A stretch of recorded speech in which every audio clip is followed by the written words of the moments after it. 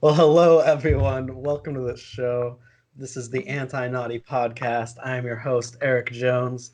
Today we have a guest where we're going to be focused on talking about health issues. Our guest focuses on teaching people about animal-based nutrition.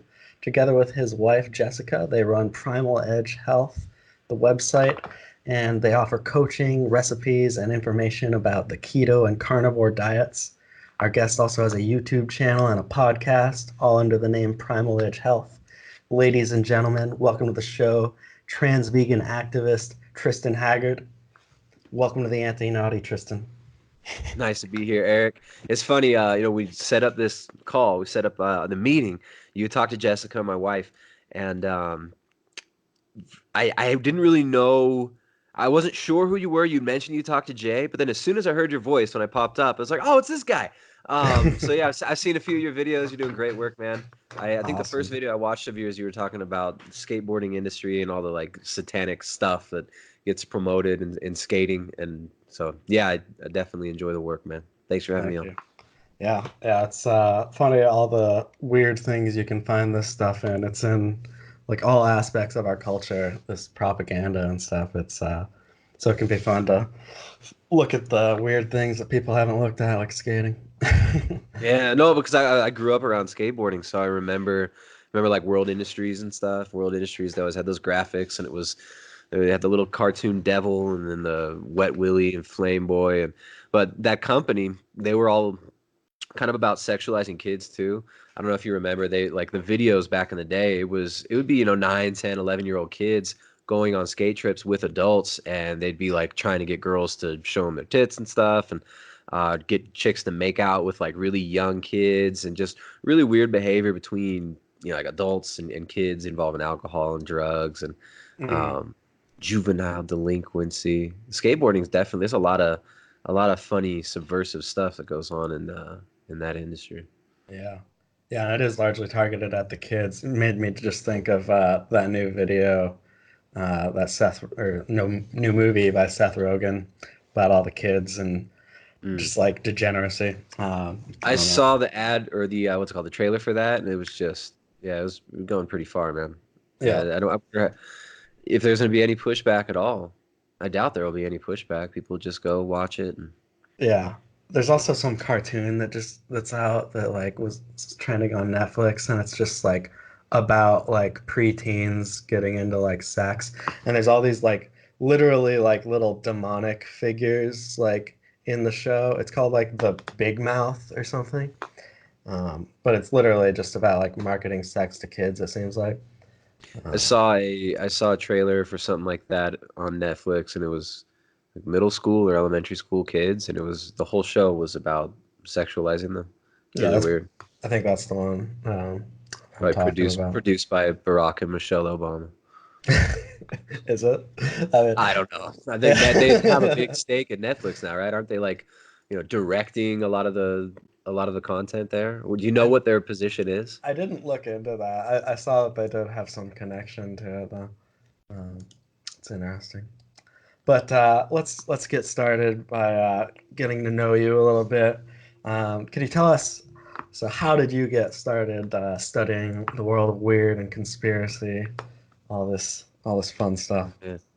Well, I was born in '87, so I'm 32. I'm a millennial. Um, how did I get started? I mean, it's hard to pinpoint any one moment, right? Like I kind of just been studying this stuff since I was a little kid. I was always interested in things that were unexplained. I was always really fascinated with kind of like the mysteries of life and um, things that were mysterious, things that were not that didn't fit into like the scientific reductionist worldview model. Um, and I just had a fascination with all things weird. Like I was really interested in the UFO phenomenon when I was a kid. I remember reading Whitley Strieber's book when I was in elementary school when I read Whitley Strieber's book. I might have been sixth grade, but for some reason fifth or fourth grade is what comes to mind. Between the ages of like 10 and 12, I was reading this kind of like weird occult stuff, and I don't know, it kind of just blossomed from there. I was always interested in what's going on in reality, and I think the reality that I experienced since I was a little kid, it's always just been kind of kind of a strange place with a lot of unexplained things going on. Nice. That's interesting. You didn't have like a certain event like 9/11 or JFK or you know. No, I was like before 9/11. It was JFK stuff I'd looked into. I remember seeing Oliver Stone's film in like 99 or something. I think it was in like ninth grade when I saw Oliver Stone's film. That was with, I think maybe that might have been the year 9/11 happened. But you know, even before that, I think it was a lot of the UFO stuff was just really weird. Like every single book I could find about the UFO phenomenon, I would read when I was a kid, and it just seemed like such a lightning rod kind of issue. And when you look deep enough into that, you eventually get to intelligence agencies, mind control, MK Ultra stuff. So I think the UFO thing fascinated me the most as a kid. Because Hmm. I mean, I was always the biggest question I always had is like, you know, what created this? Like, is you know, when I was a kid, like I was concerned with the kind of theological, cosmological stuff. You know, I mean, when you close your eyes and you're laying down in bed.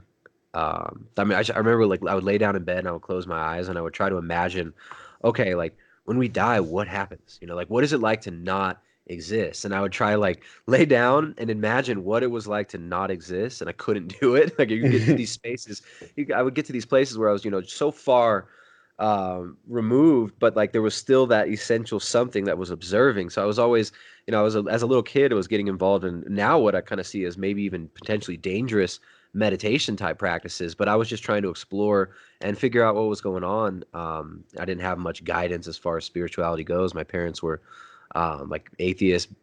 They would have said agnostic, but they were atheists.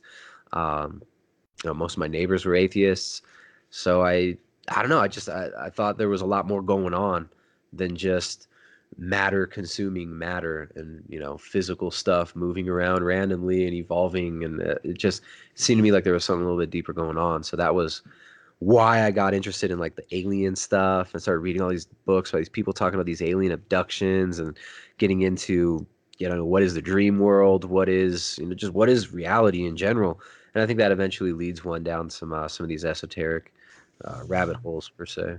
Yep. Yep. Awesome. So was did your interest in health and uh, you know living a living a good lifestyle was is that connected to your study and conspiracy and all that, or was Yeah, that well, I kind of mean, a separate? yeah, eventually you come upon stuff about. I mean, when you're trying to get your, I'm just trying to think of like when that actually happened. Hmm. Uh, I mean, when you're looking at the conspiracy stuff, you start to see what's going on. You start to see all the ways that you know environmentally we're being essentially attacked, right? I mean, everything from chemtrails, GMO foods, uh, you know, this very degrading, dehumanizing cultural zeitgeist that we're in right now. Eventually, you come upon the idea of controlling food, controlling resources, and controlling people. Like Henry Kissinger said, if you control oil, you control the nations. If you control food, you control the people.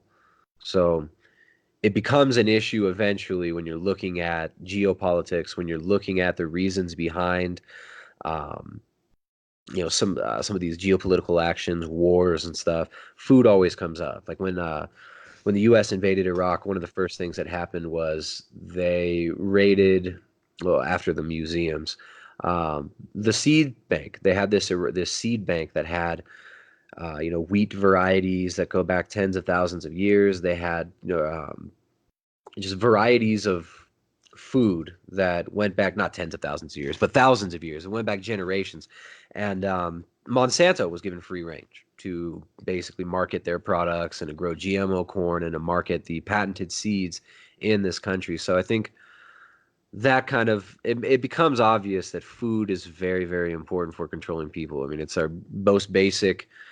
Um, every single physiological process in our body depends on food. Like we need to eat to be alive. You start looking at the depopulation agenda, you start looking at the rhetoric about this kind of Malthusian idea that there's too many people, and food becomes of vital importance. So personally, I became interested in food and in nutrition as a way to make my body function better because I had injuries and I was sick. Right, basically my body wasn't working, and I was like, how do I make my body work? Um, it wasn't necessarily, from oh, well, I'm going to do this, I'm going to fight the system by eating healthy. It was never on the radar. I didn't care about eating good. I didn't care about eating well until my body didn't work right. Then it was like, okay, what the heck can I do to make my body work? Mm-hmm. And that all started because I had an injury skateboarding, actually, when I was like 20. I was 20 years old, uh, skating through a stop sign. Car was coming through. Got hit by the car. I hit the car basically, and messed up my hip, and that Mm-hmm. threw off digestion. Kind of put me in a lot of pain. I was basically bedridden for a little while, and yeah, eventually came upon the idea of using nutrition, using food to improve the healing process. When I got, it's funny, when I actually first heard about food and nutrition as a way to improve health, which, I mean, it should be obvious to all of us that what we eat, the food we eat, is abundantly important for how our body functions, how our brain functions, and for our health in general. It wasn't on the radar for me. I thought I could eat anything. I thought I could eat whatever I wanted until I got injured. But the guy who introduced me to the idea, he was actually like into veganism. He was into the vegan diet. So my first steps into the world of health and improving body and brain function through nutrition was from a guy who was vegan. So that was kind of my first step, was messing around with vegan diet, messing around with like more of a plant-based diet, and got immediate terrible results with that. Like, so that year that I was experimenting, that it was actually about 2 years, like off and on, trying to figure out if, trying to eat more plants, eat more whole foods, plant-based style diet back in 2009. And I lost a bunch of muscle mass, basically felt worse. Um, and my injuries were not healing. And then kind of just through um, trial and error, eventually discovered the importance of animal-based nutrition, animal foods, and an animal-based diet became a really crucial part of my life and for our family. And this kind of came about because we had a daughter. So our daughter, she was 1 year old. Her teeth started coming out of the gums, her baby teeth, and they started dissolving. So she had um, dental caries, which are really, really prominent in the Western world, more prominent than you would think. Like dental caries, people think of, your teeth rot now. They think of malnutrition, poor nutrition in starving populations. But in the West, especially in European populations, we see a lot of bad dental issues. I mean, England, Britain, the UK has notoriously bad teeth.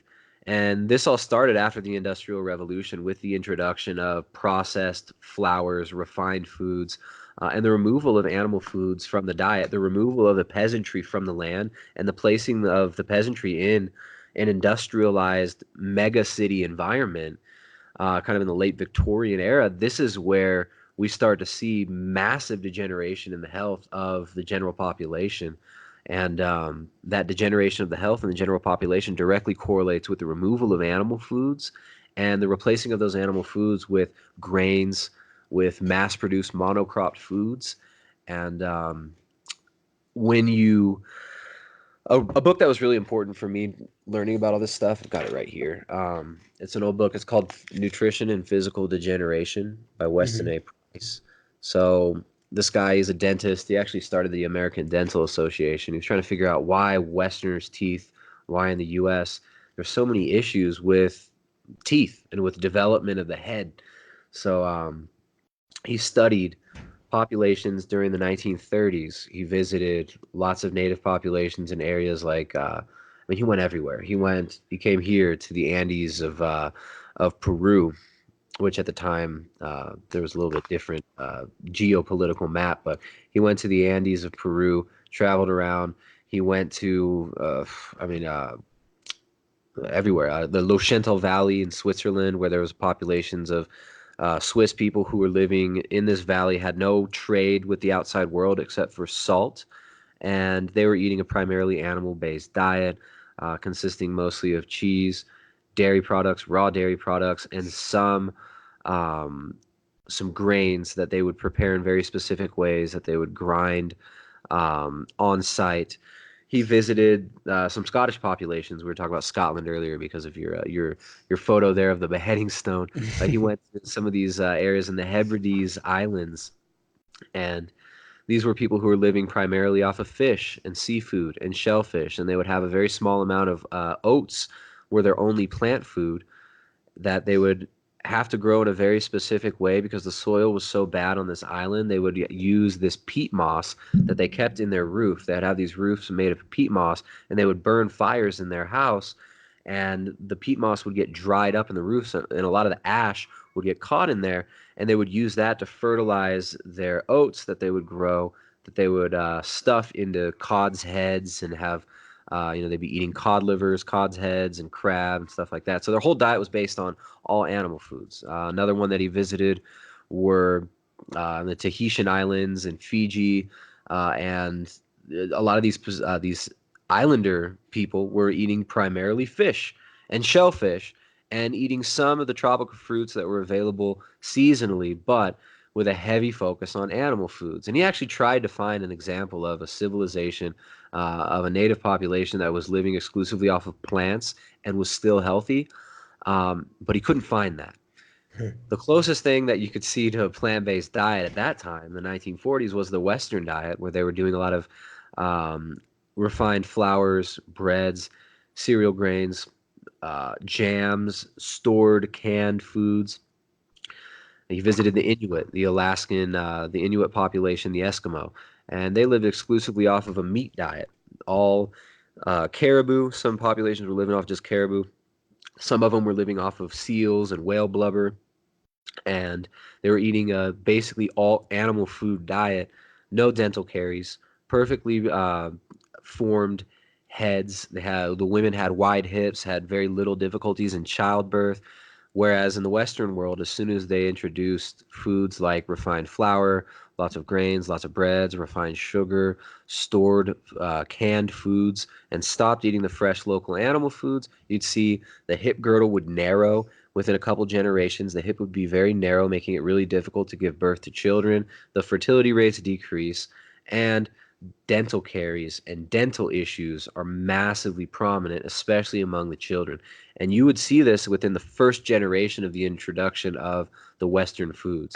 So there are certain examples of families that he would give where they would have one child that was living on the traditional diet, and then another child in the family that was eating the Western imported diet that would come as soon as the Anglo-American world gets its tentacles into these populations. They start telling them you have to live this way. For example, with the Scottish populations, they told them you can't burn your peat moss in your house anymore. That's going to give you tuberculosis. Even though tuberculosis was non-existent within this population, they said we're going to stop you from burning this peat moss in your house, and you have to build your houses this other way. And they gave them this specific style of architecture that basically removed them from the knowledge that their ancestors had passed on to them about how to cultivate food in this area. But within one generation of the introduction of these foods and practices, the people start seeing narrowing of the jaw, narrowing of the face, crowding of the teeth, dental caries, teeth rotting out, tuberculosis, and the degenerative diseases that we see in the modern world. So, yeah, that book from Weston A. Price, Nutrition and Physical Degeneration. I mean, he has some really good photos in here of before and after pictures, especially of, let's see, here's a good one. Like you could see the teeth here, and these girls in New Zealand hospital. They were in the tuberculosis ward of this hospital, and they've got disturbances in the face and dental arches. Their teeth are really messed up. Mhm. I got this other one right next to it. But some of the best pictures, let me find some other really interesting ones. When you deprive pigs of nutrition, when you deprive a mother pig of vitamin A, the pigs will be born without eyeballs and without properly developed nervous systems. Um, Cleft palates, clubbed feet, deformities in the ears, tumors, no eyeballs are due to a lack of vitamin A in pigs' diets. So people have known this for a long time, that you Mhm. have to give pigs animal foods, fats. Vitamin A is a fat-soluble vitamin that you get from animal foods. If you deprive a pig of that, the babies are going to be born deformed and retarded. Um, But of course, that wouldn't apply to humans also, right? I mean, they know that if they deprive nutrition to pigs, they're going to be born stunted and retarded. Yet this wasn't applied to humans, which is really crazy. But I mean, you Hmm. can see here's an oh, what happened? Uh, There we go. everything went dark. All right, so you got picture of the pig with a cleft palate, and then also children. Human children can be born with a hair lips, cleft palate, and we can get nutritional deficiencies that will manifest and birth abnormalities as well. So just this book was actually really instrumental because our daughter had dental caries. We started exploring, well, what the heck is going on here? The standard line was, well, dental caries are caused by breastfeeding. That's what a dentist will tell you. You bring your kid to the dentist, the kid's teeth start rotting out. The dentist is going to tell you, oh, that's because you're giving it breast milk, and you shouldn't give your child breast milk, especially at night. I mean, that's how twisted it is. Yet all these native populations and areas before they get contact with the modernized industrial Anglo-American world, they don't have these same issues. So you've got some pictures here of some Peruvians with perfect teeth, Mhm. right? People that are eating their native diet. They're living with llamas. They have alpacas. They eat certain plant foods that are prepared in a very specific way, but their teeth were perfectly formed. And then if you look at the skulls of the High Sierra Indians and the Peruvian highlands, they've got perfectly formed teeth. They have really wide palates, and they don't have cavities and dental caries like we do in the modern world. But as soon as you introduce the modern foods, you start to see. We're trying to find a picture of in the Peru section, just because it's so close to where we live. It's you see a marked difference in teeth and facial development. So here's some little Bolivian girls, really big, nice teeth, wide noses that can breathe in really easily. But as soon as they get exposed to the Western foods, so here's another example. These are guys who chew a lot of coca. So some of their teeth they get a little bit shorter, but you can see they're perfectly straight, right? Like they don't have the crowding that you see in the Western world. But first generation on the Western diet, same area. Here's the kids' teeth. You see them, they start to crowd up, they get all weird and funky. And the kids get health problems. They get problems breathing, they get tuberculosis, and the modern degenerative diseases come in. So that book was really interesting to me and got me interested in a high fat diet. We started giving our daughter liver, like beef liver and animal foods, lots of butter, lots of animal fats, and the dental caries went away. The teeth hardened up, and her adult teeth came in. Her adult teeth are perfectly fine. So we've essentially seen exactly the power of nutrition, or exactly how powerful nutrition is for childhood development through our daughter's health. And she was never a vegan or vegetarian or anything like that. But when she was born, we weren't eating very many animal foods, and we had just come out of like a 2 year on and off vegetarian leaning plant-based diet kick. And Mhm. our son, our second kid, he was born after we've been eating lots of animal foods for years. And he was when my wife was pregnant, she was eating basically a carnivorous diet, loads of meat, some plant foods, but a mostly carnivorous meat-based diet.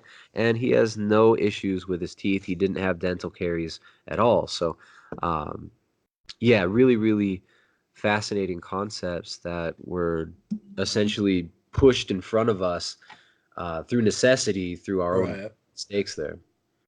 Yeah, that book sounds fascinating.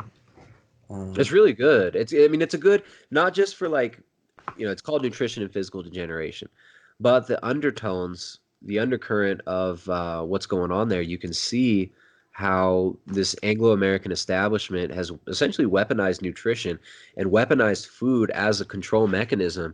And you see within the first generation of disruption of these cultures, once they start getting radio, they start getting imported foods, they start getting sugar, they start getting the refined carbohydrates, the bread, the corn, the wheat, and the soy, and the jams and the marmalades and all this stuff. You see how it affects these cultures. And he actually writes about moral degeneration in these cultures as well. Now, he attributes the moral generation to nutrition, and I'm sure there could be a nutritional factor, right? People who are starving have lower they have very high cortisol and they have lower inhibitions, right? If you're starving, you're going to be more impulsive.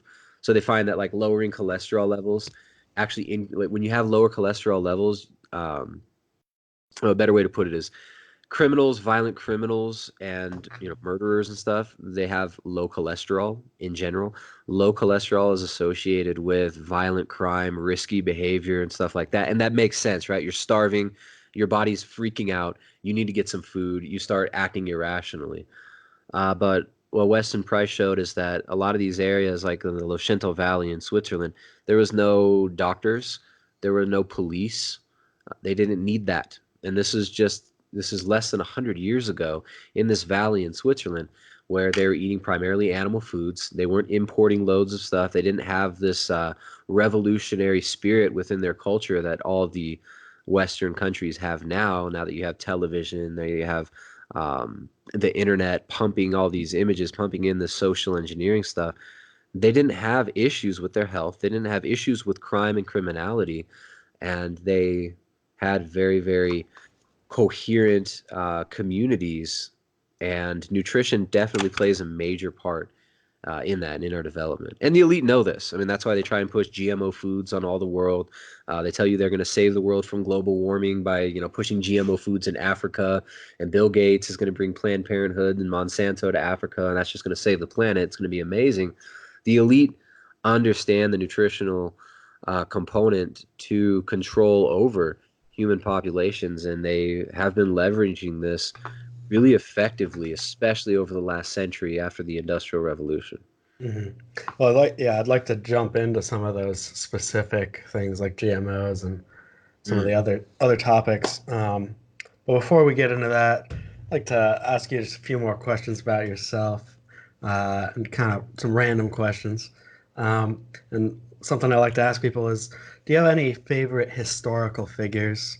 Um, so many of the figures that we see are actually corrupt that we learn about growing up. We find they really aren't who we thought they were. So do you have Yeah. any figures that you do really look up to? Oh man, like historical figures, I think are really awesome. Yeah. I mean, as far as like 20th century, somebody who's really interesting and that I'm really fortunate and feel really blessed to have come upon his work was Father Seraphim Rose. Uh, he he's a I had his book right here. Well, here's one book from him. Father Seraphim Rose. He wrote a book called where is that book? Well, he wrote a book called Orthodoxy and the Religion of the Future. Now, I don't have it in front of me. I thought I had it next to me. He wrote another one called Nihilism, the Root of the Revolution of the Modern Age. Um, and then there's another really good book from him called Genesis, Creation, and Early Man. But he's a Russian Orthodox guy. He was really into like Alan Watts and stuff back in the day. I think he actually studied in the university under Alan Watts, the hippie New Ager guy. So he was involved in a lot of this New Age community stuff, and he ended up converting to Eastern Orthodoxy. And I really enjoy his books. I mean, he's a really interesting historical figure. And then, I mean, there's some other church fathers that are really fascinating. Maximus the Confessor. But as far as like contemporary history and like mainstream history, it's so hard for me to name a single. Like I'm trying to think of like a righteous historical figure within like the Anglo-American world. I mean, I can't think of a single one. What about you? Like, I, what's somebody that? for like, I would point to John Quincy Adams. Okay. He was, always fighting against slavery and And the banks, he wasn't too into the big banking and usury, right? Uh, I'm honestly not sure. I haven't done a deep dive on him. He's somebody I'd like to study more. But Yeah. the main thing is he was anti-slavery, and he was also a member of the anti-Masonic party, and Yeah. he stood up against the Freemasons. He said that Masonry is a seed of evil that can never produce any good. So I like him for those reasons. But What about Andrew Jackson? He was also kind of anti-Masonic as well, right? uh, Was he not anti-Masonic? Well, he was against the central banking idea. Yeah, I mean, and I think some of the Masons were against the banks as well. No, I wouldn't be a fan of Jackson. Personally, I I don't know like. much about Andrew Jackson. I just remember he he had some anti-international banker sentiment, if I can remember. well, the anti-Masons were actually like fighting against Jackson. Like when I think they were wanting William Wirt against Jackson. Um, so Okay. I don't know. Like sometimes you'll have like figures that are going against something like that I might not like central banking, but like uh, that's not necessarily enough to make me like them. And so I might learn more about like John Quincy Adams. That was like, oh well, that's horrible. Even though he was fighting the Masons, what I know of him now seems pretty good. Um, but it's like I think of it like if you think of the mafia, sometimes a mafia might go after another mafia, but that doesn't really mean that this first group are good Yeah, guys exactly. just It was because they're like the taking enemy of out my some enemy bad is my guys. friend kind of thing. Yeah. Yeah. Yeah, no, it's so hard for me to think of, like a good, like a historical figure in the Mm. last couple hundred years that I think is just, great. And a lot of people, some people like they idolize some of these presidents, FDR and Lincoln and stuff. And I mean, I can't think of a single U.S. figure. I don't know. Maybe I'm just so used to studying all these degenerates and to kind of pushing against these agendas that yeah, I don't know. I mean, I used to be interested in libertarianism a few years ago, but I've gotten past that. Don't think that's a good idea anymore. Mm. Um, so I'm not like a Ron Paul guy or anything. But yeah, I think the Church Fathers. There's a lot of interesting characters there. There's an Arctic explorer called Wilhelmor Stephenson, and he wrote a book called um, the copy I have is called Not by Bread Alone, but there's another called the Fat of the Land. It was also called The Fat of the Land. So same book, two different titles, been published a few times, and it's about his explorations, his life living with the Inuit, and his discovery that their all meat diet, um, first of all, wouldn't kill you, wouldn't give you scurvy, and second of all, like might be really, really beneficial for your health. He lived on this all meat diet for like 15 years, living with the Inuit, and he came back to the U.S. and nobody believed him. He was like, "I was just eating meat. We ate nothing else, and we didn't get scurvy." And people didn't believe him. They said, "No, you'll die. You'll die of scurvy." So they did a study on him in the Bellevue Hospital in New York, where he was under observation for a year. Him and another guy named Anderson. They were under observation for a whole year, eating an all meat diet, and the results were remarkably unremarkable. Like there was nothing. There's just everything was normal. All meat diet, no sugar, no fruits, no vegetables, no greens, none of the stuff that we've been told is necessary. They didn't get scurvy. They had great health, and there was nothing remarkable about it. So I think that that's a really cool book, and just hearing about how some of these populations lived outside of the modernized, industrialized Western world is real interesting. So he's got some good books like My Life with the Eskimo. Mm. So yeah, I like Stephenson. He's kind of an interesting character, but I don't necessarily think that he was like this saintly figure or anything. I mean, he was Right. some people swear he was just a terrible piece of shit, and apparently some people died on journeys with him, and some people blame him. So I don't know what happened there. So yeah, Yeah. he's an interesting character, but I think it's really important to look into some of the thinkers and some of the historical figures who kind of shaped the modern world. And unfortunately, none of them are heroic figures. they're mostly they're Yeah. mostly degenerate psychopathic control freaks like Bertrand Russell and Paul Ehrlich and John P. Holdren and a lot of these eco-fascist types. Yeah. Um, yeah, yeah. So Yeah, it is hard to pick out guys that are actually decent in well, give history me another that one. had Give me any another one that authority. you like, man. I feel like a big black pill dispenser right here. Who's I don't have anybody. I Um, mean, I think Father Seraphim Rose. That's a really good one for people to look into. He's one of my favorite figures the last like 100 years. But yeah, what's another one that's good to study? I mean, I don't know. Like there That's are why you certain ask everyone else. You're yeah, trying to yeah. figure I'm it out like, too. come on, you gotta point me to somebody who doesn't suck entirely. I think there are certain like Christian monarchs that are interesting to look at that might still be flawed. I actually think King James is a pretty interesting figure. And he might have had some flaws himself, but he was certainly anti-witchcraft. He wrote a book called The Demonology about, and I haven't like studied that, so I don't know how good it is, but I know that he was kind of anti-occult, and I know the Jesuits wanted him dead with the Gunpowder Plot, Yeah. and so Well, that how funny is this? All right, so the Gunpowder Plot and the Jesuits and all this stuff, and that's such a fascinating piece of history to me, the Gunpowder Plot, because there seems to be some evidence that the monarchs actually knew that this was happening and that they might have even pulled this off as like a false flag. Have you seen some of these narratives? no, I Because haven't heard that. the Gunpowder Plot, they were the guy who was it Guy Fawkes, right? Supposedly, like he had a lot of access to places where he shouldn't have had access to, and the plot was allowed to get right up to the point of right before it went down, and then they stopped it.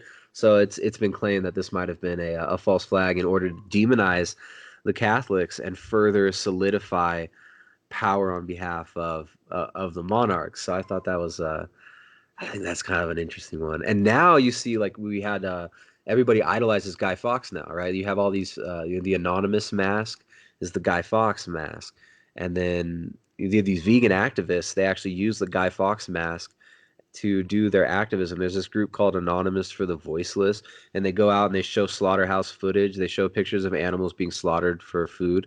And they say, "Oh, this is so bad. This is so sad." They show people in cities who don't grow their own food, who have no idea how food is produced. Now, look how terrible this is. Don't you just feel so guilty? Don't you just want to be a vegan? And they wear Guy Fawkes masks while they hold up computers. So it's just a Mm. kind of a funny historical connection, and they have no idea like the symbolism of that mask or what that actually historically, kind of what really happened there. They just think it's like this is rebellious because it was in that movie that was based on the Alan Moore book. What was it? V for Vendetta. Right, which is entirely Luciferian. Yeah, Uh, it's like it's about V represents the devil and like Evie is the girl, so it's about yeah. like the devil tempting Eve and like there's a And part. using trauma-based mind control, using mind Yeah, control to yeah, he literally brainwashes her, and this is supposed to be the hero of the story. yeah. Uh, it's so insane. She, But that's why I think it's so interesting when you start looking at the Guy Fawkes story, the Gunpowder Plot, and the term "fall guy" comes from that. The fall guy, um, because perhaps some people speculate that he might have been a patsy, or he might have been a useful idiot that got duped to kind of a Lee Harvey Oswald type character. Maybe some of the Kingsmen, some of the establishment spy apparatus could have co-opted the guy and said, "Hey, come on, you're a revolutionary. Let's build this bomb. We got this room that we rented right underneath Parliament." Somehow they had a storage facility right underneath the Parliament to put all this explosive material. So yeah, I think it's funny that all these people idolize Guy Fawkes now. Um, and when you look at the history of it, he might have just been a patsy. that's interesting. Yeah, I need to study that issue out more. I mean, if that's the case, that's definitely interesting. Something I noticed with V for Vendetta is they twist because remember the 5th of November, they do celebrate the 5th of November, but it's to celebrate that James lived, and Yeah. that Guy Fawkes was stopped, and like the movie though is like remember the 5th. It's about remembering Guy Fawkes, and so like it's Yeah. twisted that concept as well. So like Yeah.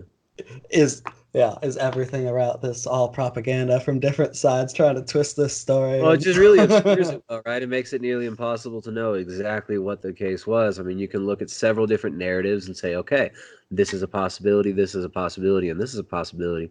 But without the ability to actually, travel through time and witness this ourselves, we can't really, we can't really verify the narrative either way.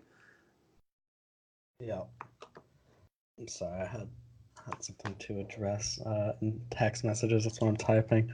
Uh, um, but yeah, so next thing to ask you is I want to start asking people about their favorite stories as well. So we're kind of Oh talking about wow. storytelling now.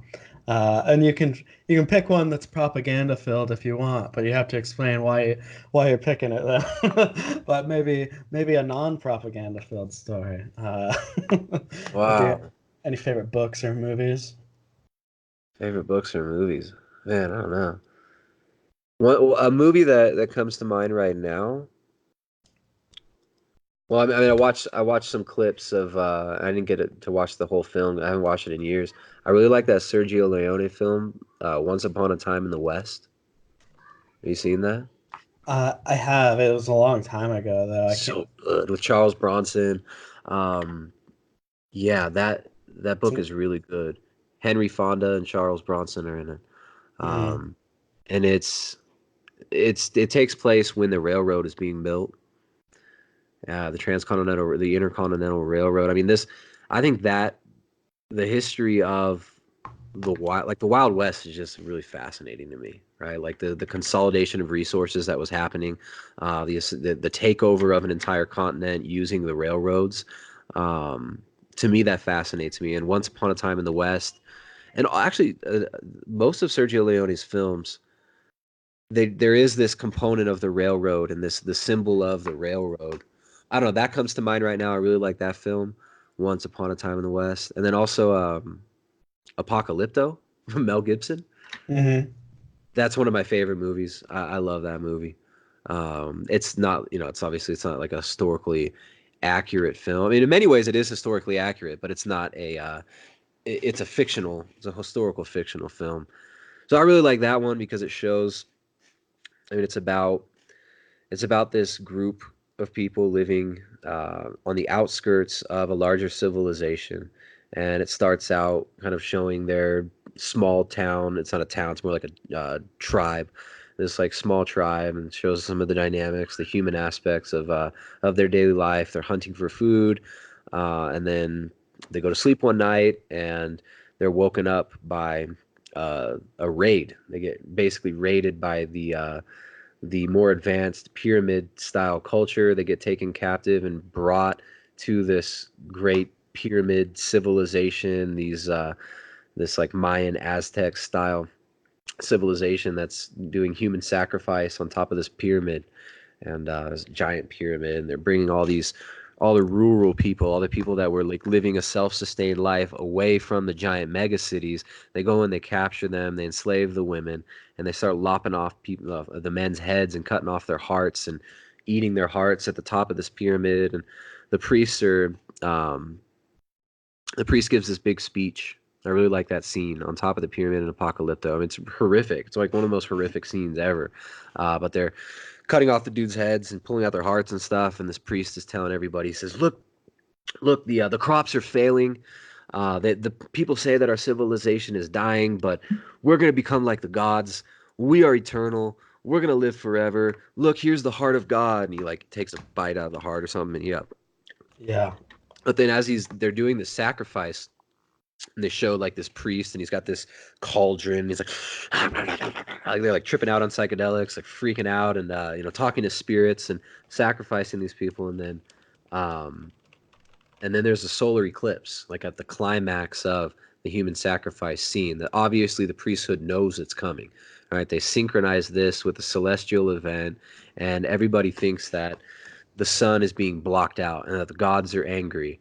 Um, and then the eclipse ends and the sun comes back and everybody freaks out. Oh my goodness, the sacrifices worked. This is so amazing.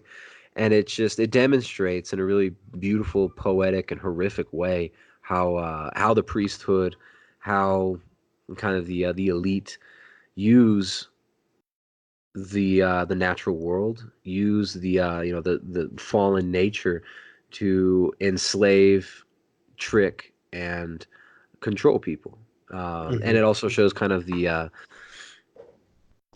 contrast between big city life, like the Babylon, Tower of Babel type living, and rural communities, self-subsistent communities, and kind of the way that the peasantry and the rural population gets sacrificed and Yeah. abused by the big city mega civilization type setups. So I really like that movie. You know, on related to that film, I think it's really interesting to look at the native tribes in America. And if you look at like South America versus North America, a Yeah. lot of the southern tribes worshipped the serpent. They worshipped Quetzalcoatl and different versions of Quetzalcoatl, and uh, Yeah. many of those tribes had the same gods. It seems like just called them by different names. Central America. Well, you know what's interesting though, when you come down to South America, the Andeans and the pre-Inca civilization and the Inca, they actually worshipped originally the father of the sun. So, but when the Spanish came, there've been a lot of distortions also in the history, and a lot of this comes from Freemasonry. So when you look at the history of like what pre-Inca civilizations and Inca civilization worship, um, their cosmology was actually really close to Orthodox Christian cosmology. They believed in a flood that actually wiped out a race of giants who were cannibals and who were eating humans, and the flood took them out. This is the Andean culture, right? And also in North America, their mythology includes this as well. But they didn't worship the sun. But the Freemasons and all these BBC documentaries, they always say, oh, they were sun worshippers, which is actually not true. They worshipped the father of the sun. They said the father of the sun. And then yeah, so I don't know. So I think that's really interesting. Sorry to interrupt you there. And to No, it's there is a lot of twisting of the legends, and like yeah, the Masons are definitely trying to manipulate that. In Hall's work, he basically tries to suggest that the Mayans were a wonderful, peaceful people, and that it was the corruption of some of the other tribes that brought in like human sacrifice and stuff into the Mayan culture, which I don't know if that's true. I dude, would these weigh people are against crazy. All that. these new agers, Um, they all love these new agers try to act like the Mayans were these beautiful, noble people. What mhm. about that what about Neil Young? Have you heard the song Cortez the Killer? No. Dude, there's this Neil Young song. You know Neil Young, right? Um like I know the name. oh man, look at my life. I'm a lot like you. Oh, he's got a bunch of real famous songs, but Neil Young, he's got this song. It's called Cortez the Killer, and it's just all about how the Aztec were so great Mm. before the Spanish came. And there's this line. It's like they came dancing across the water, with their stallions and guns. Um, there's a line. Let me pull up the lyrics because it's so freaking subversive. Let me pull up the lyrics while you finish your point. Sorry, I think I Okay. interrupted you. All right. Well, yeah, I was gonna say that it seems like a lot of the northern tribes are view in their legends they use the serpent as an enemy, like as a deceiver, and in the south many of the tribes just worshipped the serpent. But you do see also remnants of the Tower of Babel and the flood in legends both in South and North America as well. uh, and it just seems like yes, they did have the knowledge of God and of Satan, but some of these tribes were more satanic and some of them held on closer to the truth. And you have like the concept of the Great Spirit. So some of these tribes were monotheistic, it seems, but we're always told that like all of these tribes are actually uh, believing in many gods. So there's a lot of manipulation around all of this Yeah, stuff. there were monotheistic. A lot of the North American tribes were monotheistic, and were waiting for, and a lot of them were actually waiting for white-skinned people, bearded white-skinned people, to come with more revelations. Like that this is a part of the history of, well, the Inca civilization was prepped for it as well. And when the Spanish came, they thought that they were, messengers from the gods. Like they actually believed, they had mythology that foresaw the coming of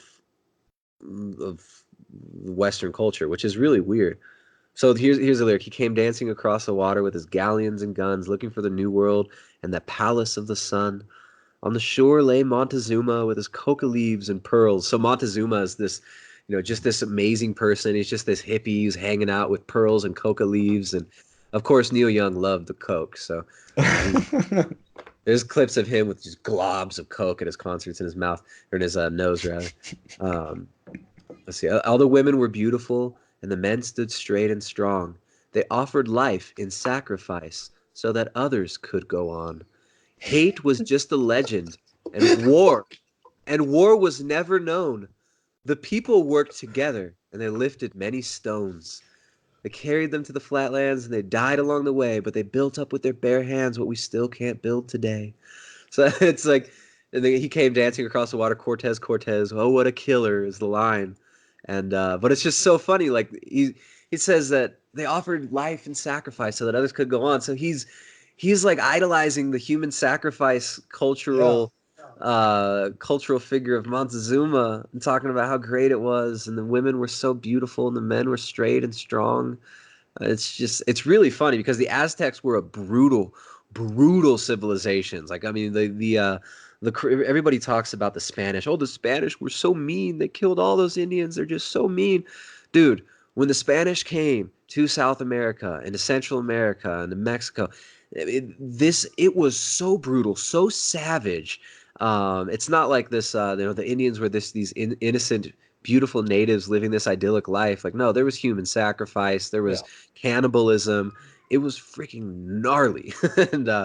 And here Neil Young is talking about how cool it is that they had human sacrifice so that others could go on. That's the most ridiculous description of human sacrifice I have ever heard. Like, Right? so that others could But go. Cortez is so bad. All those white Spanish people are so mean and so naughty. I mean, it's a really funny narrative. Yeah. There's a good book. It's really big. It's in the other room. Mine's just printed out. Like, I printed out the digital copy. But it's Cieza de Leon, Hmm. and it's the Chronicles of. I think it's called the Chronicles of the Conquest of the Americas. I forget the actual. There's several of these chronicles from the Spanish conquistadors that are really, really fascinating to read. And Cieza de Leon, he talks about giants. He talks about Yeah. I've been wanting to study that stuff because I've heard of that. It's so it's really fascinating. interesting, man. He talks about the Patagonian Giants, how like they're actually, um, who was it? Not Cortez. Um, it starts with a P. I'm sorry, my brain ain't working today. But some of these Spanish conquistadors actually allegedly captured a giant, and they tried to bring it back to Spain, and it died on the way back there. But there are several stories of them encountering giants, and then Cieza de Leon talks about what it was like. He traveled around to all these different tribal communities throughout the Inca Empire, which the Inca Empire it was a giant, essentially like a big socialist system, and they had the same system of conquest that the Spanish had. Like, they would come to an area and they would tell them, "Hey, you got this nice valley here. You got these resources. This is cool. You can keep your culture. You can keep your gods even, but you have to send your gods down to Cusco, and they're going to march in the procession through the streets with our gods. You have to worship with us, but you can still worship your own gods. And you have to pay us penance, and you have to give us this amount of quinoa, this amount of alpaca, this amount of this food and that. And you have to help us maintain the road. And it's your job to maintain the Inca road, and it's your job to pay your taxes of this much of each of one of these types of foods. And we're going to take your population, we're going to displace part of it and put it in another area that's similar climatically. Like, so they would take somebody from up in like the Colombia area, and they would transplant them down here in south of Ecuador, which Ecuador, Colombia, Peru, none of these existed back then. There was just the empire, the Inca Empire, the Andes.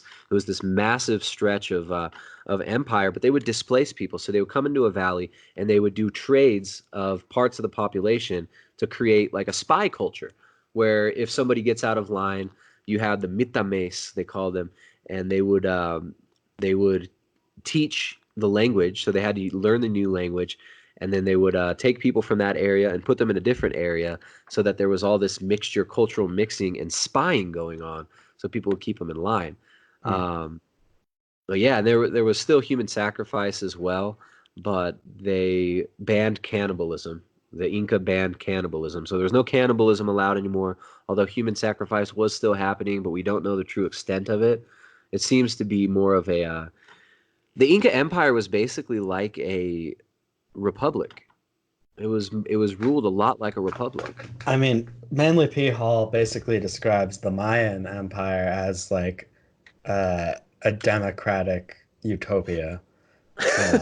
Like, like literally, that's how it describes it. So it's, but it is interesting to see like some of the some of the ideas of like modern democracy did come from native tribes. We also had like the League of the Iroquois in the north. Mhm. It's not all like just from the Greeks. It doesn't seem like the ideas that for our modern governance. Um, well, that was a fascinating little tangent. I didn't really necessarily plan to get into that, but that's such an interesting Well, topic. this is like a couple years ago. I went real deep into the Chronicles and to studying the writings of the Spanish conquistadors and some of these Catholic writers and stuff. So yeah, Cieza de Leon. Let's see, Yeah. translation of the Chronica of Peru. He's got a book called The Travels of Pedro Cieza de Leon, and then let's see if this is the one. Hmm, no, I'm trying to find. There's a PDF in English of the English translation of his Chronicles book. Uh, but yeah, that's a really good one. Cieza de Leon. If anybody wants to get into the history of Latin America, South America, and the Inca and pre-Inca Empire, he gives a history of the Inca, which was a royal bloodline. It wasn't like the Inca were a bunch of people, like there were a lot of Inca. There was one Inca, and he was the king. And he banged his sister, and she would make the next Inca. Um, and there was a bloodline rule, and it was ruled essentially like a kind of like a socialist republic in many ways. And they would conquer people by going to the valley and saying, "Hey, you can join us, and everything's cool. We'll protect you. We'll protect you during famine. You keep the road, and it's all good. It's all fine. But if you don't, we're gonna fucking kill you all. We're gonna kill all of you and take your women, and eventually you will submit." So there were some valleys that they would say, "No, we don't submit." They would be crushed in these battles, and then they would eventually submit. They could never submit the coastal people though, and the reason was because they had abundant food. They had abundance of food year round. They had fish. They had some of the best fish populations, still do. The coasts of Peru and Ecuador, abundance of food, and they don't require outside imports and kind of they don't require that globalist food model. The Inca Empire was never able to conquer and assimilate the coastal people of Ecuador because they were strong enough to keep it out, and they didn't need the coercion didn't work. And the coastal people were still involved in cannibalism and ritual human sacrifice at a lot more grand scale than the Inca were as well. So it's a funny world. It's just so funny to me. People like to idolize like native populations, like the Native Americans, and they're so much better than the Europeans. But when you really look at it, it's like there was some savage stuff going on Mm-hmm. in the indigenous populations um, before the Western world ruined the party, and John Smith came and ruined it for pretty Pocahontas. And also just like the religious ramifications of like some of some of all this stuff, some of the histories about these accounts of giants. And I believe Patagonia means like the land of giants is what that translates into, something like that. uh and yeah, if you they have like the legends of the flood. And it's just so interesting. I love studying that stuff. So that's very cool to hear about that book. But let's move on to health focused issues. And I'd like to ask you about certain topics, get your thoughts on why these issues matter. Um, and one of them is GMOs. You've talked about how GMOs are used to control the public in a way. It's about controlling the food supply. Now, now people argue that GMOs, there's nothing wrong with them, that it allows us to grow more crops faster, which can help us to feed populations that need help with more food. So, what is the problem with GMOs? Can't they just help with sustainability? Aren't they sustainable? Yeah, it's like if you go to Monsanto, their website, they call themselves a sustainable agriculture company. So Monsanto is actually one of the companies that has championed sustainability and um, increasing food production, increasing food yields for generations. But Monsanto also, I don't know if people know about the history of Monsanto. That's something worth looking into. They actually manufactured Agent Orange during Vietnam. They were making mustard gas during earlier wars. They've been around for a long time making chemical weapons as a military contractor. So yeah, Monsanto, the patenting of seeds like GMO seeds, um, there are a lot of problems with it. I don't even know where to start. First of all, most of the GMO crops, they make them genetically modified so that they can be Roundup ready. We call them Roundup ready crops. And Roundup, the main ingredient in Roundup, one of the main ingredients, is glyphosate. Um, Glyphosate is patented as an antibiotic. It used to be a pipe cleaner. They would use it for cleaning industrial pipes. And then they realized, oh, look, it's also an insecticide and an herbicide. Um, so Roundup is one of the most toxic things on Earth right now. Roundup is absolutely horrible. Now, the glyphosate in there is a problem, but there are also hundreds of adjuvants and non-active ingredients that have not even been studied, right? So a lot of these ingredients have not been studied. A lot of these compounds are worse than glyphosate itself, glyphosate being the main ingredient. So this stuff is sprayed all over the crops. It actually binds up to minerals and makes minerals not available to the weeds.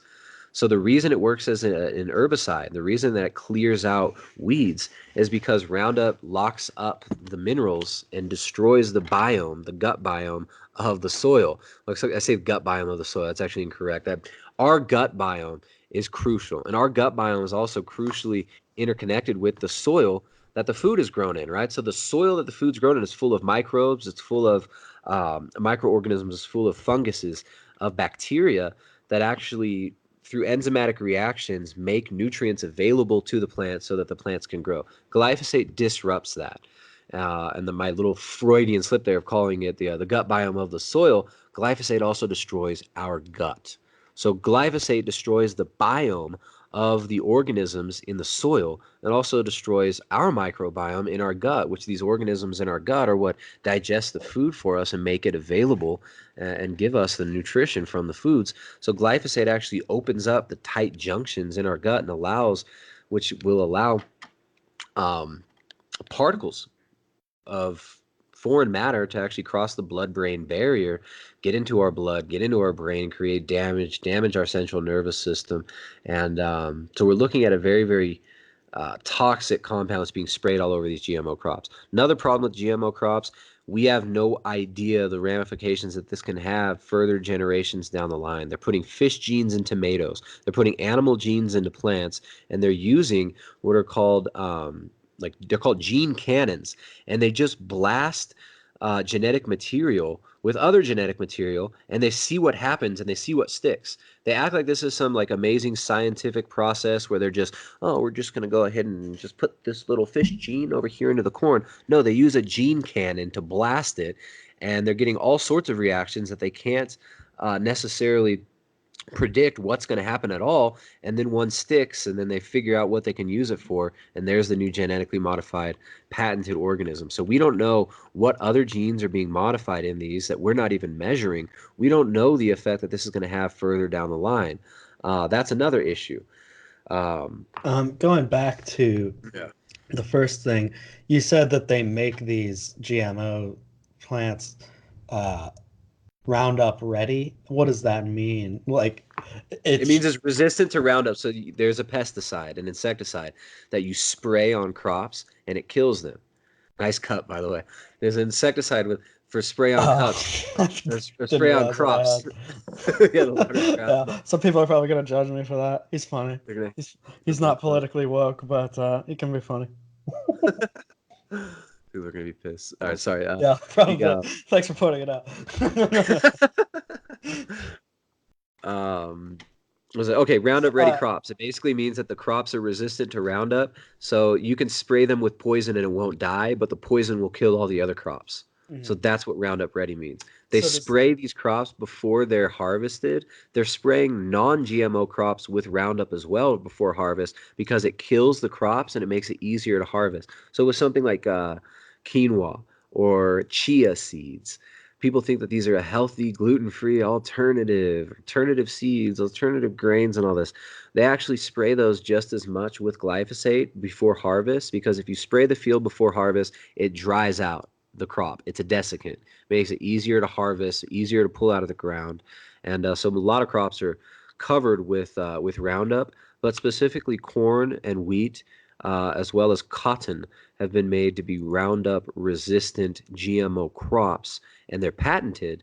Also, the patenting system allows intellectual property over genetics, which is a slippery slope. They want to be actually eventually genetically modifying bigger mammals. They've already started with fish. They genetically modified fish and salmon. They've released GMO salmon in many places, or they're cultivating GMO salmon in many places and bringing it to market. A lot of the Chilean salmon is already GMO. Um, so yeah, the Roundup Ready thing, it's a huge issue, not just because of the genetic modification, but because of the pesticide and herbicides that they're spraying on all these crops. That's actually the easiest one to demonstrate the negative aspect of GMOs, right? With a lot of people, especially people who are more brainwashed and kind of like the modernist mind state, they'll say, oh, well, no, it's not a problem. Genetically modifying foods is cool. It's fine. There's nothing inherently wrong with it. I think it's stupid to be genetically modifying these crops and be trusting these companies to genetically modify them, especially when Monsanto is owned by Bayer Pharmaceutical, which was formerly IG Farben, making everybody likes to bring up that IG Farben was manufacturing Zyklon B for the Nazis, and Bayer Pharmaceutical, formerly IG Farben, was basically making chemical weapons for the German war machine before becoming the owner of a GMO giant, Monsanto, which was also a military industrial complex defense contractor that was making chemical weapons. The the Roundup and the the Roundup Ready crops allow massive use of one of the most toxic chemicals that has a very, very long half-life and will actually stay in the soil and lodge itself in our body's tissues and stay there for a long period of time. It's been linked to cancers. There actually was a recent lawsuit, several lawsuits that were there was ruled that Monsanto would have to pay hundreds of millions of dollars in damages to people who got cancer from glyphosate.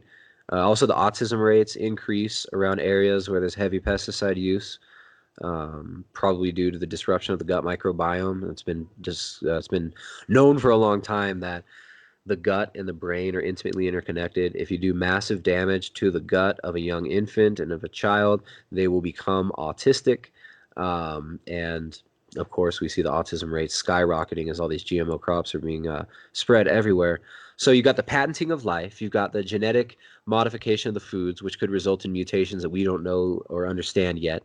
And then you've also got the Roundup, the pesticides, and the herbicides all coming into play here. So it's a weapon. It's an economic weapon, but it's also a genetic weapon that could even be leveraged secretly against people. I mean, we have no idea what sorts of modifications they're making to these foods, and this could be used for dysgenics very, very easily.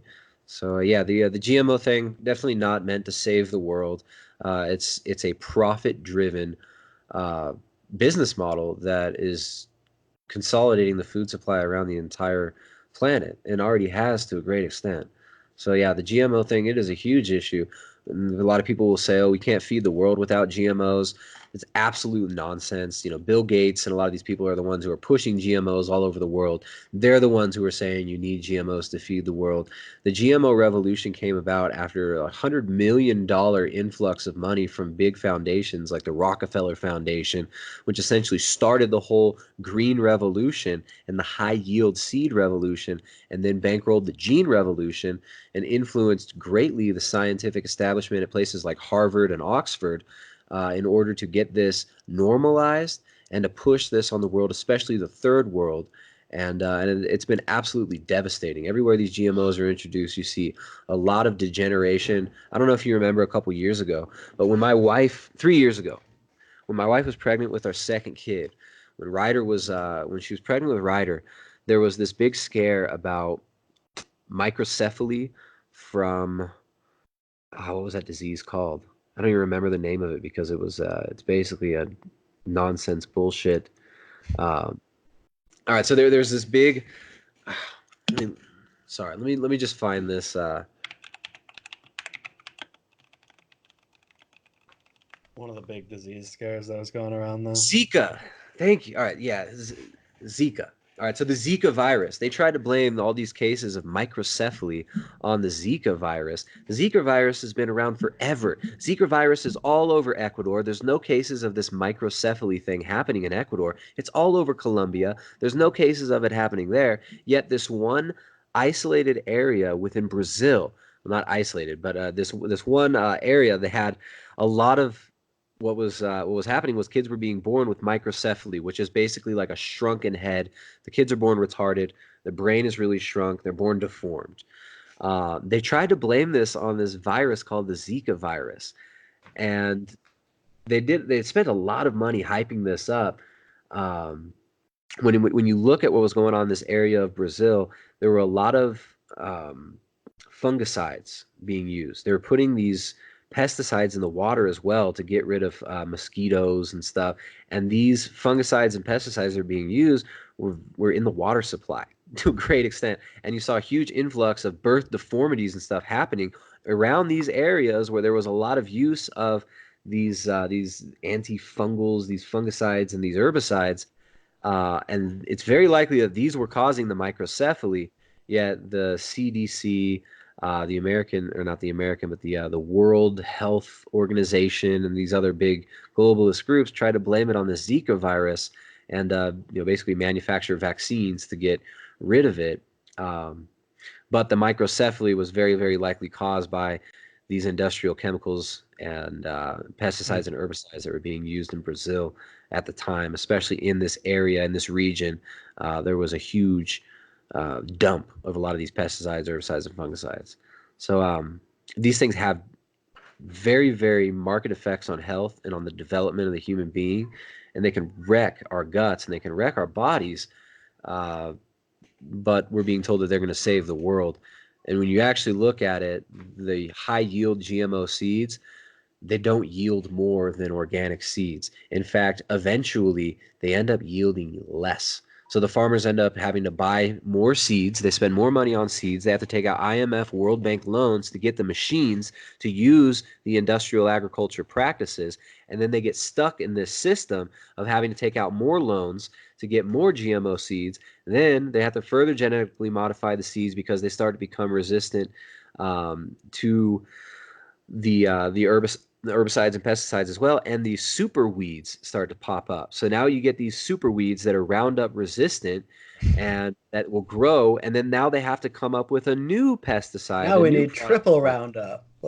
That's what they're coming out now. So the next one is called dicamba, and this is going to create so many problems. It's ridiculous. So Roundup's getting demonized now a lot more, even in mainstream.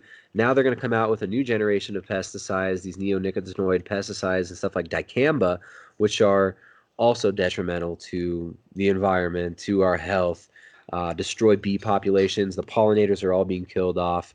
You've got a lot of issues from the GMO seeds that go beyond just human health. There's economic issues, there are ecological issues, and this is something that we do not need to feed the planet. It's something that basically destroys ecosystems and environments and destroys our health, and it's all being done in the name of the Green Revolution. We're going to save the world. Yeah.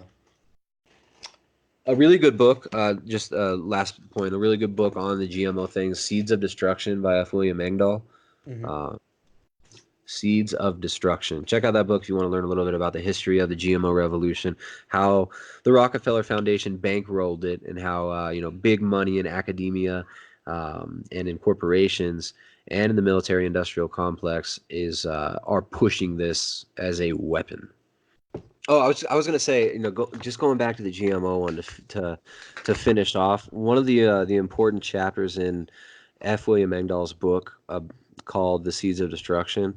It's one of the first chapters called "The Fox Guards the Hen House," and it's about the scientific obfuscation of the issues around GMOs. So there's this guy He was from the Scottish government, Rowett, and this guy called Dr. Pustai um, did some tests on the GMO potatoes that they were trying to push. I think this was in the 90s, and maybe it was the mid 90s or late 90s.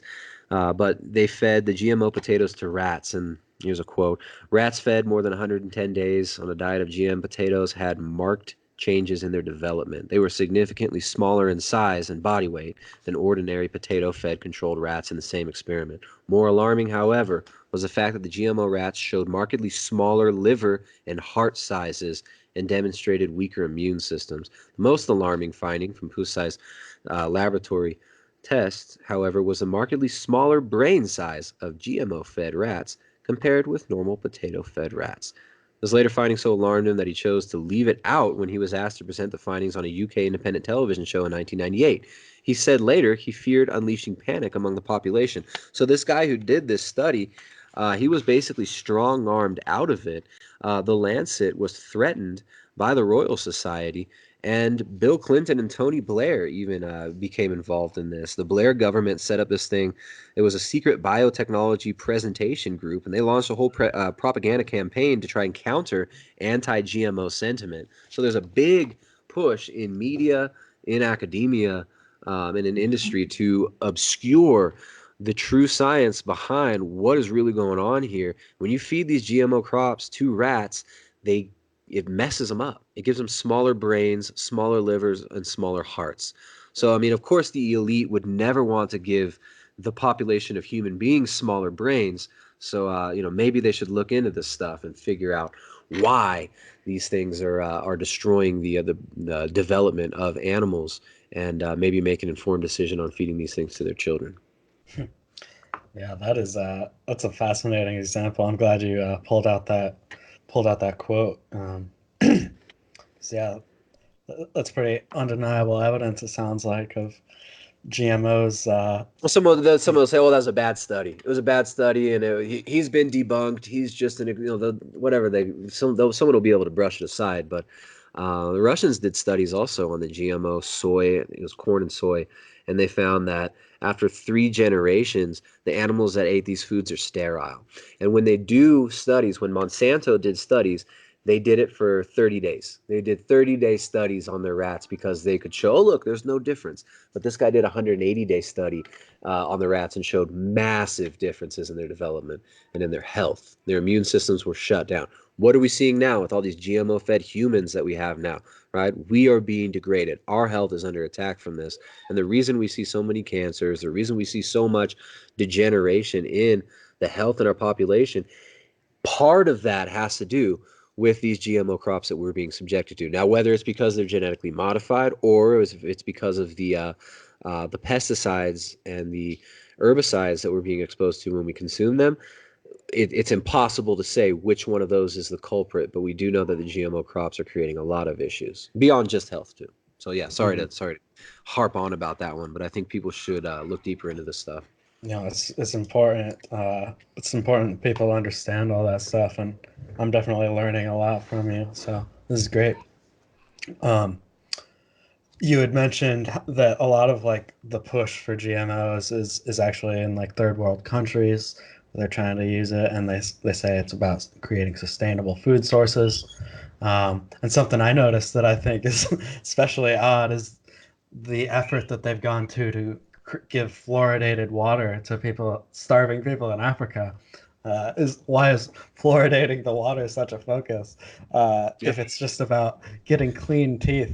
So, what do you think about fluoride? Is it a nutrient that we need? Well, it's funny because we talked about dental health, right? Like looking at what happened to my daughter's teeth was what introduced me to the importance of animal foods and of fats.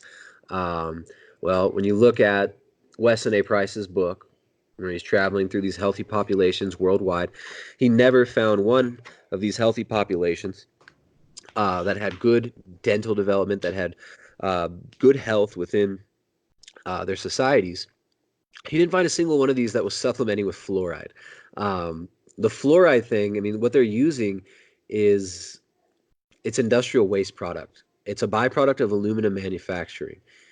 And even Harvard recently admitted, they put out a study where they proved that heavily fluoridated children have lower IQs. So we know that it lowers the IQ in children. When you buy fluoride, it tells you right there on the bottle that it's it's neurotoxic poison. When you rat poison, Hmm. that's what they used to poison rats with, fluoride. So it's literally an industrial waste product that's being put into our water, and it's an actual poison that lowers IQ, and it doesn't help you with teeth health whatsoever. So the whole thing, the whole fluoride is good for your teeth thing is absolute bullshit. It actually makes your teeth more brittle. It makes them more hard and brittle. Your teeth are living crystalline structures. They're crystalline structures made out of more than just calcium too. I mean, there's a lot going into dental health. So if you want good, strong teeth, eat a lot of animal foods that have fat, right? Fatty animal foods. We're looking at things like vitamin A, vitamin D, vitamin K2. These fat-soluble vitamins are actually very, very important for dental health, for bone health, and for the strength of our joints and of our ligaments. So if you want to have healthy teeth, eating a lot of fatty animal foods is going to be the most important thing you can do. Eating a variety of fatty animal foods is one of the most important things that people can do for their health in general, right? We're being told to do the exact opposite of what we should be doing. We're told to eat a lot of plant foods, eat a lot of sugar, to eat a lot of grains. Actually, a lot of these grains that we're being told to consume have a lot of anti-nutrients in them, things like oxalate that will bind up to calcium and actually can create kidney stones. Uh, oxalic acid, binds up with calcium and other minerals like magnesium, which is also needed for bone and teeth health, and it creates calcium oxalate kidney stones that can be really, really painful and really detrimental in a lot of people's lives. So if you want strong, healthy teeth, eat a good, healthy diet. Don't eat a shitload of sugar. Don't eat a bunch of stuff that leaches minerals from your body. Eat a nutrient-dense diet based around fatty animal foods. That doesn't mean it has to be all animal foods, but if you make the crux of the diet fatty animal foods, you're going to be satiated, you're going to be healthy, probably going to lose weight if you have weight to lose, and you're going to have strong ligaments, tendons, and joints. You're not going to get strong ligaments, tendons, and joints and teeth from eating a lot of sodium fluoride. So yeah, fluoride is a neurotoxin. It is an industrial waste product, and it lowers your IQ.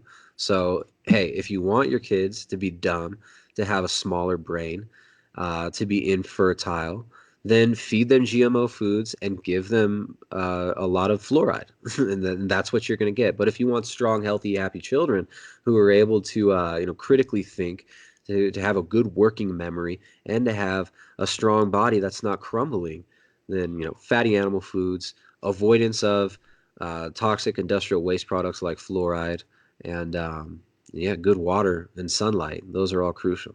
I mean, but we do need to depopulate the earth, so like maybe we should just ingest the poison, right? And Oh then yeah, never mind. Yeah, right. I mean, it's more all about fluoride. sustainable nature, right? Well, yeah, I mean, real But sustainable development is, if we want true sustainable development, we have to develop sustainable genocide techniques. So fluoride, that's GMO, exactly it. Yeah. yeah. Awesome.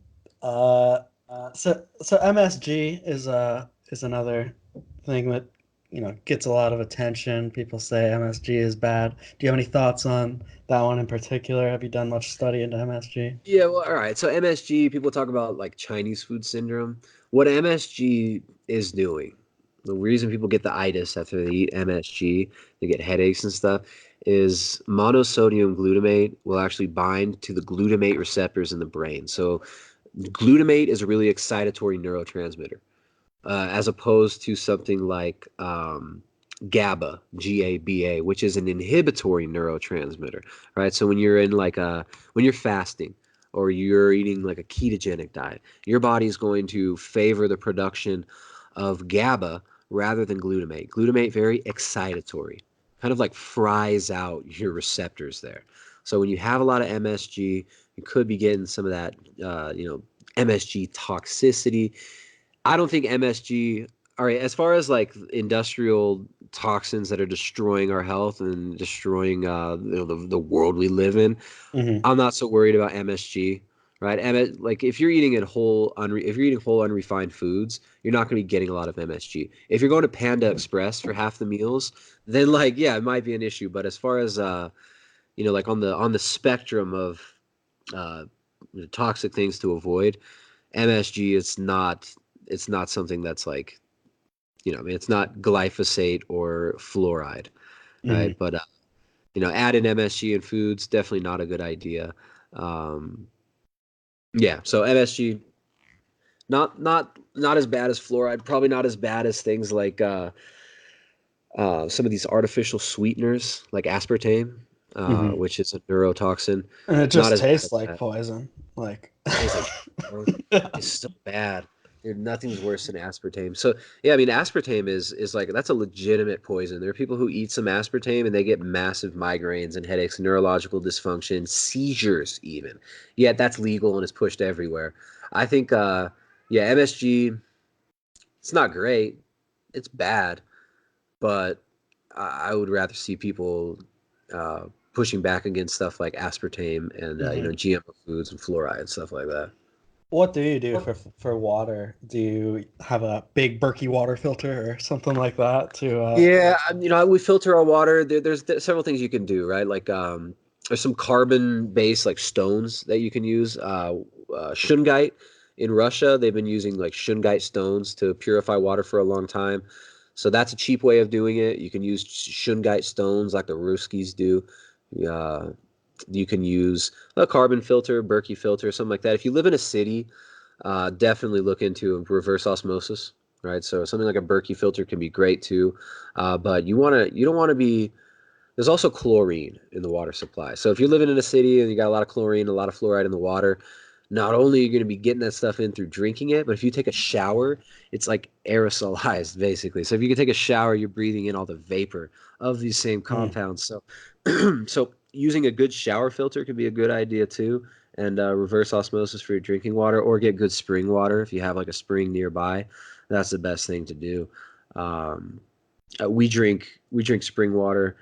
We have water up like we can drink the tap water here. It's not fluoridated. It's not chlorinated.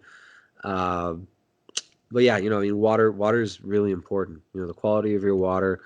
These plastic bottles that a lot of the bottled water comes in leaches estrogens into it. So using glass, or using like a stainless steel canteen or something like that, definitely advised. Avoiding the plastics because of the chemicals that are released, the estrogen mimicking chemicals that can feminize men are released from those plastics. And of course, the toxic sodium fluoride, which decreases IQ and calcifies, uh, can actually calcify tendons and lodge. I mean, fluoride's really, really bad. It basically crystallizes your body.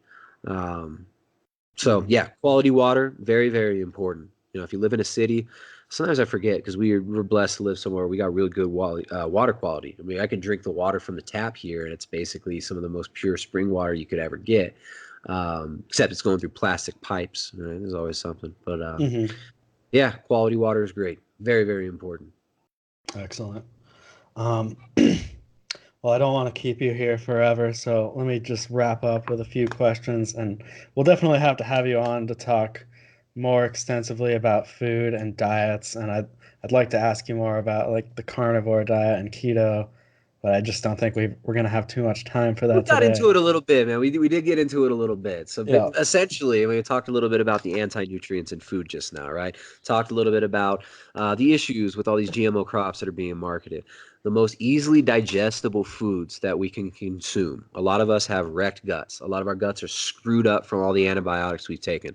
A lot of our guts are screwed up from the antibiotics in the water that we're drinking, from the antibiotics in the crappy industrial meat that a lot of us are eating as well. A lot of our guts are absolutely wrecked. A lot of people can't digest food very well. Moving more towards easily digestible foods, which the most easily digestible and bioavailable foods you can find are from animals. So moving more towards animal foods, fatty animal foods, focusing on good quality fats, dropping out a lot of the anti-nutrient filled stuff like breads, grains, carbohydrates, sugar, stuff like that, unnecessary foods, cutting those out and replacing those with good quality animal foods. If you can afford grass-fed meat, go for that. Definitely go for locally produced ruminant animal foods. Prioritize that over the industrial junk food that we're being fed. you will feel better. Some people find that their health is so smashed they can digest basically nothing except animal foods. For them, a carnivore diet is great. Some people find that they perform much better in their daily tasks, as well as with athletic stuff on a carnivore diet. For them, that's great. Not everybody needs to go towards a full keto or carnivore diet, but simply replacing the bread, the grain, the sugar, the processed refined junk food, the cakes with steaks, right? Hmm. Steaks over cakes, like one of the simplest rules you can make for yourself, and you're going to experience better health. You're going to experience better mental clarity, better cognition, improvements in mood, improvements in your immune system function, and all of that. And yeah, so diet definitely important. Not everybody needs to eat exactly like I eat, right? It's about finding what works for you in your own individual context and situation. But we all require animal foods, and they're only there's one type of food that you can eat exclusively and not die, and that's not plant foods. If you eat exclusively plant foods without supplementation, heavy supplementation of vitamins and minerals that you're not getting, you're going to die. Right? If you try to eat nothing but potatoes, you're going to die. You try to eat nothing but fruit the rest of your life, you will soon die. But if you go on, and I'm not saying everybody should do this, but it's very interesting that you can. If you ate nothing but steaks, not only would you not die, but most people who do it end up finding that they feel amazing and that they function way better. So the Hmm. one food that is crucial to us, the one food that we require, animal foods, right? The one thing that we require, the one class of food that we require are animal foods. We need fats and we need protein. We don't need sugar. We don't need wheat. We don't need bread. We don't need corn. We don't need soy. We require essential amino acids and essential fatty acids. All those come from animal foods in their most easily digestible form. And those are the one foods that are being demonized more than any other food nowadays. They're telling you if you just give up these foods, you're going to be healthy and it's going to be sustainable and good for the earth. Um, this is a genocidal dietary recommendation to get people off of meat. You see people restrict meat in their diet. And you see these starving populations in Africa that Bill Gates is trying to feed GMO corn and wheat to. That's what you're going to get in the West if people start allowing this vegan vegetarian push to really come into fruition. And yeah, so the animal foods, they're coming for them, folks. They're coming for your steaks like they're coming for your guns. And and don't let them take them. So yeah, focus on those animal foods and you'll feel better. And that's essentially the nutritional message that we spread over at the channel there at Primal Edge Health. Hmm. Um, so yeah, sorry to ramble there. I know No, you that's wanted to talk about nutrition. I ended up talking about a bunch of nonsense like Apocalypto and Siesta de Leon's Chronicles of the Conquest of South America. that's a fun tangent. I mean, you're knowledgeable about an array of topics, so it's fun to talk to you about all of it, not just this focus you've got on food. But yeah, so let me ask you, as a last question here, how do you think that people should respond to the vast evil that we face in the world? You talked a bit about what we can do about our diet, but just generally, it's there's so much going on. It can be Yeah, overwhelming. What should a person do? that's a good question, man. That's kind of the question of the ages, isn't it? Like, what do we do about evil? What do we do? That's like a theological question, I think, at its root, right? I mean, what it Hmm. really comes down to for me is the submission to the truth. And where does truth come from? Truth has to come from outside of ourselves. In order for there to be objective truth, objective morality, right and wrong, there has to be an authority outside of our own mind, right? That requires the divine mind. That requires God, right? So, I mean, really what this all comes down to is like the red pill for a lot of people, like it wakes them up, it changes their life. All of a sudden, they see things differently. They see what they've been suppressing their whole life. They take the red pill. Unfortunately, because the world is so fallen, you take the red pill, eventually you're going to get hooked on black pills. You're going to get freaking hooked on those black because the red pill, it leads to that black pill, right? It's like people get red pilled or whatever. They're like, yeah, let's start the Ron Paul revolution. Or let's, some people think that, no, they pick these revolutionary responses to the revolutionary spirit that they're confronted with, which is the spirit of this world, right? The first revolutionary spirit The revolutionary spirit is the Luciferian spirit. It's the satanic spirit. So I think what we're really dealing with, it's a spiritual battle. It's not just Hmm. about the foods you eat. It's not about what type of music you listen to, or if you just will share this type of video, then everyone's going to watch it. They're all going to wake up. No, it's like we're saved. We're not saved by our own like how smart we are or how many facts about history we can remember, or we're not saved by even being physically healthy, right? Like all these things, they can just become idols. Really what it comes down to is submission to the will of God and lining ourselves up with the truth and with the will of the creator, with the will of God. So what can we do about this? I think we have to humble ourselves and we have to pray. Right? I think really what it comes down to is our own individual salvation, which comes by the grace of God. And so I suggest people, read the church fathers, maybe read the Orthodox and Orthodoxy and the Religion of the Future by Seraphim Rose. His book Nihilism is another really good one. And but I think ultimately what we're dealing with, this is not something that's just a physical battle. We're dealing with a spiritual reality here, and that's the Hmm. only way to attack it. So you take the red pill, that leads to the black pill. But then the black pill either leads to complete breakdown or taking the God pill. And I think that's kind of what we all need to go towards. Yeah, that white pill. Yeah. Yeah. Yeah. Well, excellent. I think that's sound advice. I completely agree that this really does all boil down to a spiritual battle. It's about beliefs and what we do with those beliefs, and yeah. So, and Yeah. we need And I'm if. not saying that nothing, like, I'm not saying that there aren't things you can do practically within the world, but I Mhm. mean, I try and take it there because a lot of people, look, let's be honest, most of us, we're looking for worldly solutions when we first get into these things, right? People are looking for a worldly response to this, and I don't think we're going to find that, right? Yes, being healthy is important. Yeah, having good, strong families and a good connection to our community is important. But, I mean, it's like eco-fascism isn't going to stop the New World Order. Marxism isn't going to stop the New World Order. The Ron Paul Revolution or the Rand Paul Revolution or whatever, or the next Paul Revolution. None of those are going to stop this. Really, what it comes down to is this requires something way bigger than ourselves. And but of course, you can eat healthy, right? Feeding your kids nutrient dense foods, focusing on good nutritional choices for ourselves, like getting off the drugs, like stopping the perpetuation of toxic culture, stop consuming pornography. All we could do all these things, right? Uh, but saving the world is that's God's job. That's not our job. Hmm. Hmm. Yeah. Excellent. Well, it's been fantastic to talk to you. I'd love to get you on again. This is the first time I've had like another page of stuff prepped to talk about. So we should definitely get you on, talk more See, I don't know about. if to take that as a compliment or not, because I just babble. I'll just No, babble about it's a compliment. This has been a really enjoyable conversation. I've had a great time with this. So it. hopefully we can get you on again soon. And yeah, it's been great talking to you. So everybody, Tristan, actually first, do you have anything you'd like to plug? Any projects you're working on or anything Oh, coming cool. up? Yeah, you can find more over at our website at primaledgehealth.com. Let's see. Lately, we just put out a short ebook. And this is actually a really cool product because it's called the Quick Start Guide to Carnivory and 21-Day Carnivore Diet Meal Plan. So if you're interested in starting out on a carnivore style diet, that's a really good one for transitioning into it. We've got a book called here it is.